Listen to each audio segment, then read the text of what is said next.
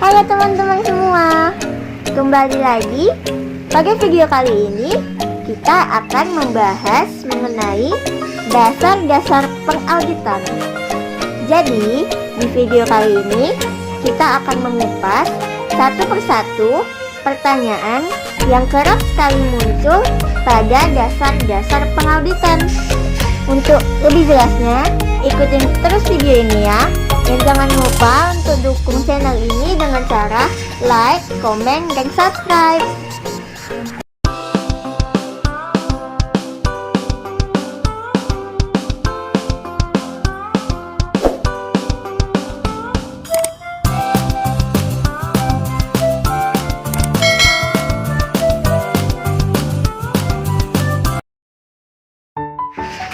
Oke, soal pertama.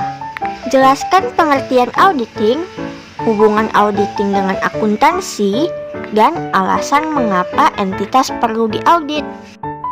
Nah, untuk menjawab soal pertama mengenai pengertian auditing. Pengertian auditing adalah suatu proses sistematik untuk memperoleh dan mengevaluasi bukti secara objektif yang berkenaan dengan asersi tentang kegiatan ekonomi dan kejadian-kejadian untuk memastikan tingkat kesesuaian antara asersi tersebut dengan kriteria yang ada dan mengkomunikasikan hasilnya kepada pihak-pihak yang membutuhkannya. Nah, selanjutnya hubungan antara akuntansi dengan auditing. Kita akan membahas terlebih dahulu apa itu akuntansi. Akuntansi merupakan suatu proses mengakumulasikan data dan melaporkan informasi keuangan melalui kegiatan penjurnalan, pengklasifikasian ke masing-masing akun, pengiktisaran, serta pembuatan laporan keuangan.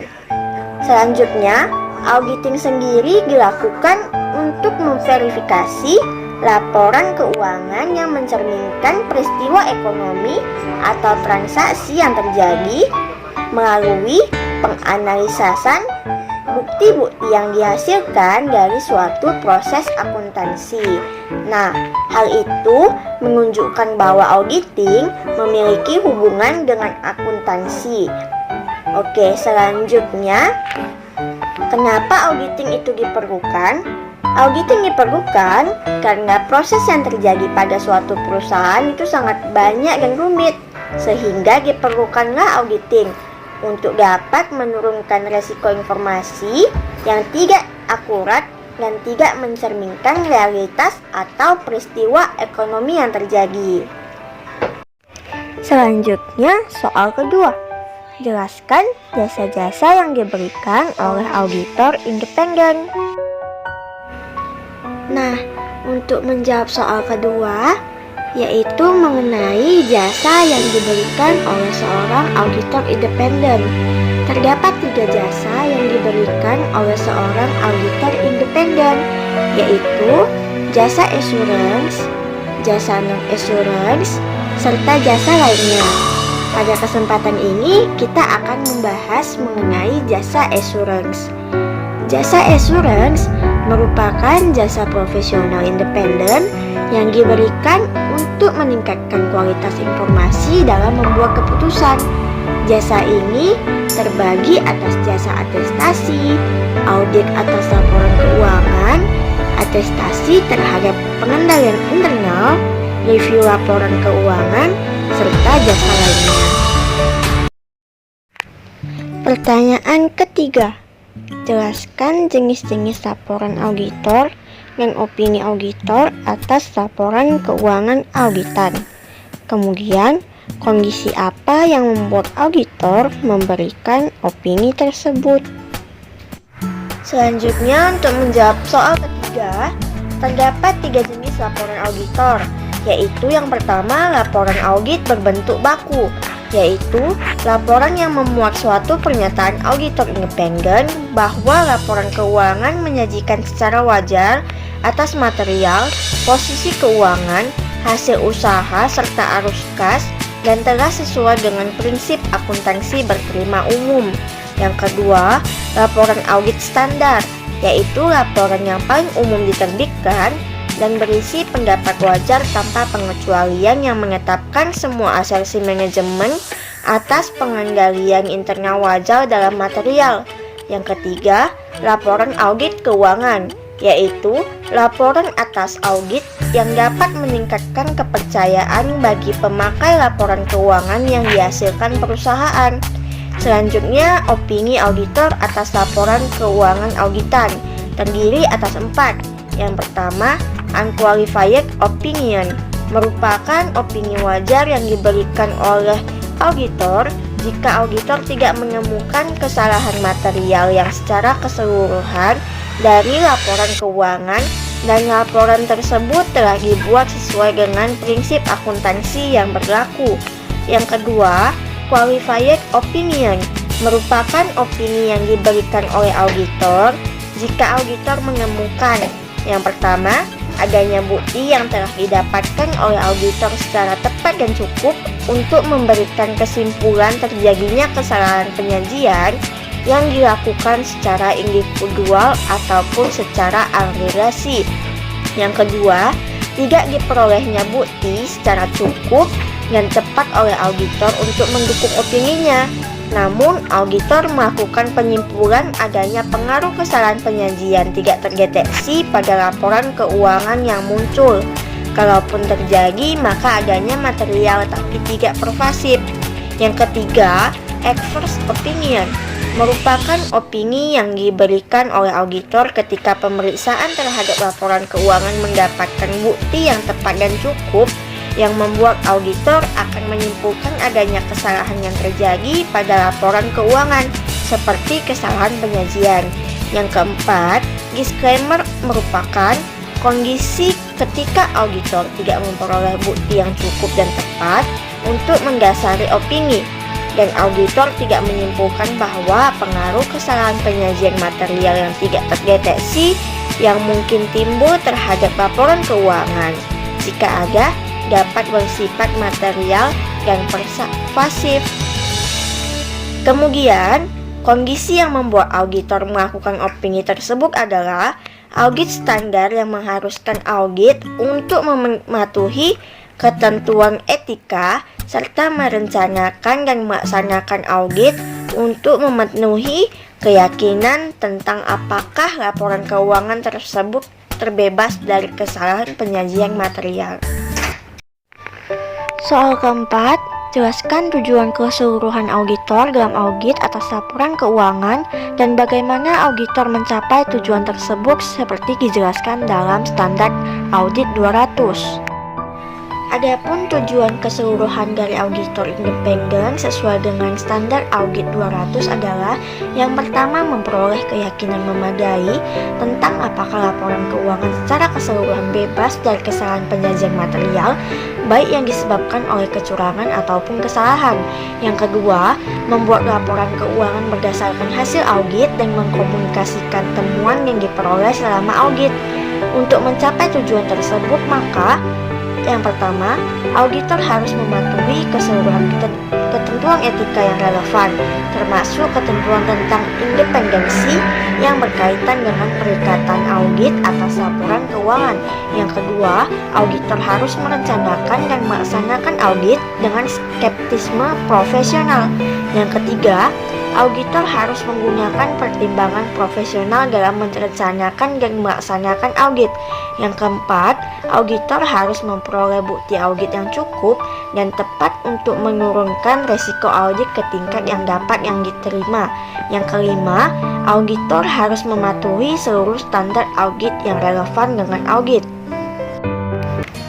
Soal kelima, dalam standar audit 200 disebutkan bahwa auditor harus merencanakan dan melaksanakan audit dengan skeptisme profesional dan menggunakan pertimbangan auditor. Jelaskan pernyataan tersebut. Skeptisme profesional adalah suatu sikap yang mencakup suatu pikiran yang selalu mempertanyakan, waspada terhadap kondisi yang dapat mengindikasikan kemungkinan kesalahan penyajian, baik yang disebabkan oleh kecurangan maupun kesalahan, dan suatu penilaian atas suatu bukti. Selanjutnya, pertimbangan profesional adalah penerapan pelatihan, pengetahuan dan pengalaman yang relevan dalam konteks standar audit, akuntansi dan etika dalam membuat keputusan yang diinformasikan tentang tindakan yang tepat sesuai dengan kondisi dalam perikatan audit. Soal ke-6, jelaskan tentang tanggung jawab manajemen menurut standar audit 200 dalam pengauditan atas laporan keuangan. Berdasarkan standar audit 200, manajemen bertanggung jawab untuk membuat laporan keuangan dan isi dari laporan keuangan. Manajemen juga bertanggung jawab merancang struktur pengendalian internal untuk menjamin ditaatinya prosedur yang ditetapkan dan mengamankan harta perusahaan.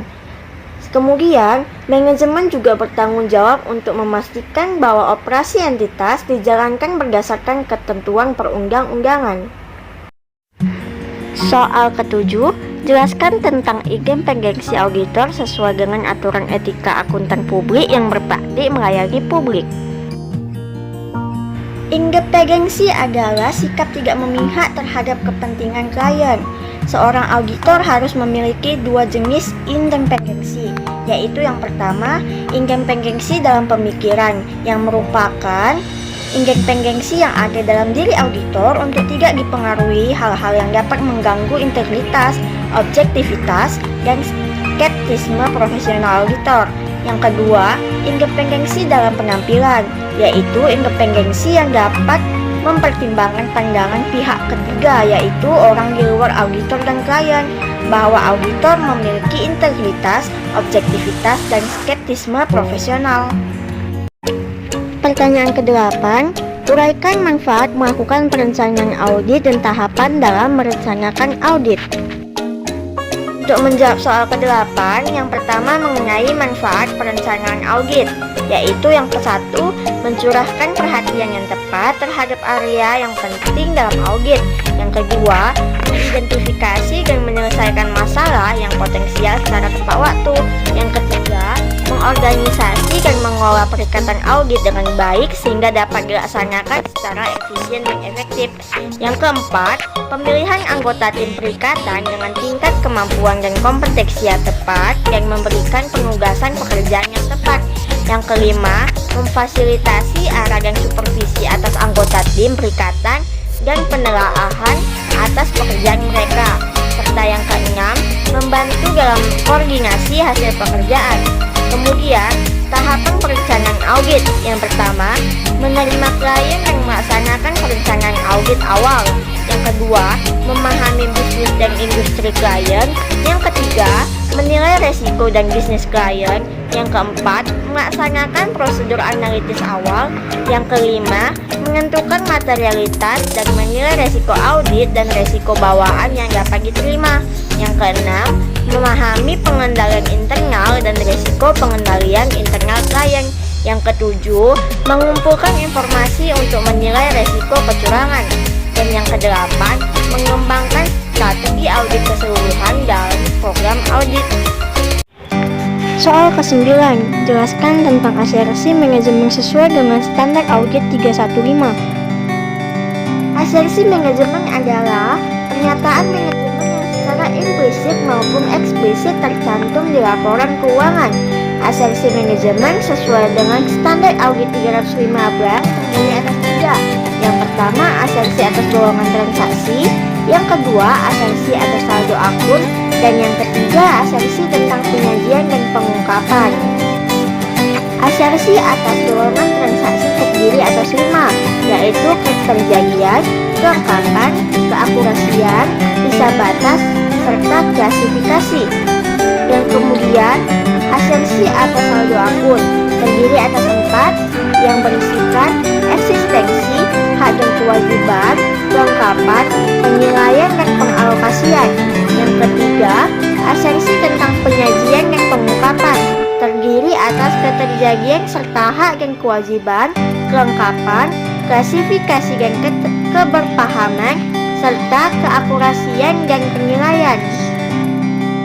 Soal selanjutnya, jelaskan tentang prosedur audit dan keandalan bukti audit. Terdapat 10 jenis prosedur audit. Yang pertama, prosedur analytical, yaitu pertimbangan auditor atas perbandingan rasio informasi keuangan dan keuangan entitas.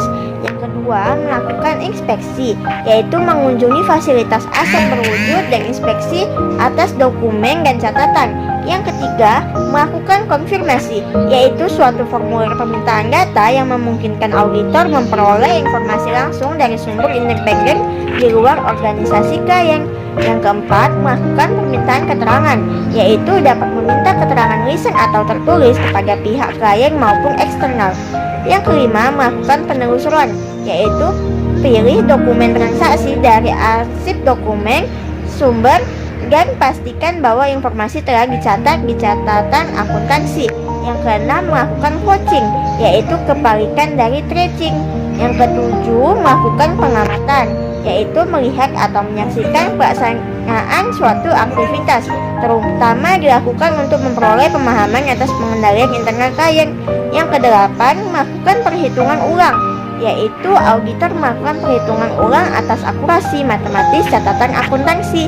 Yang kesembilan, pelaksanaan ulang, yaitu dilakukan auditor atas prosedur atau pengendalian yang sebelumnya telah dilakukan klien sebagai bagian dari pengendalian internal. Kemudian yang ke-10, teknik audit berbantuan komputer, yaitu auditor dapat menggunakan TABK untuk melakukan kalkulasi dan perhitungan yang digunakan dalam prosedur analytical. Selanjutnya, keanggalan bukti. Audit terbagi atas dua, yaitu keanggalan bukti paling andal, jika yang pertama diperoleh langsung oleh auditor. Yang kedua, bukti audit dalam bentuk dokumen kertas, data elektronik atau media lainnya. Yang ketiga, bukti audit berupa dokumen asli. Yang selanjutnya, keanggalan rendah dari bukti audit, jika yang pertama, bukti audit diperoleh secara tidak langsung. Yang kedua, bukti audit diperoleh secara lisan. Dan yang ketiga, bukti audit diperoleh melalui mesin fotokopi atau fax mail. Soal selanjutnya, jelaskan tentang resiko audit dan materialitas dan kaitan antara resiko audit, materialitas, dan bukti audit. Risiko audit dapat didefinisikan sebagai risiko yang terjadi dalam hal auditor tanpa disadari tidak memodifikasikan pendapatnya sebagaimana mestinya atas suatu laporan keuangan yang mengandung salah saji material. Selanjutnya, materialitas didefinisikan sebagai besarnya penghilangan atau salah saji informasi akuntansi yang dalam keadaan yang mengikutinya memungkinkan penilaian orang yang mengandalkan informasi tersebut akan berubah atau terpengaruh oleh kelalaian atau salah saji. Selanjutnya, terdapat 3 hubungan antara resiko audit, materialitas, dan bukti audit, yaitu yang pertama, jika auditor mempertahankan resiko audit konstan dan tingkat materialitas dikurangi, maka auditor harus menambah jumlah bukti audit. Yang kedua, jika auditor mempertahankan tingkat materialitas konstan dan mengurangi jumlah bukti audit, maka resiko audit meningkat.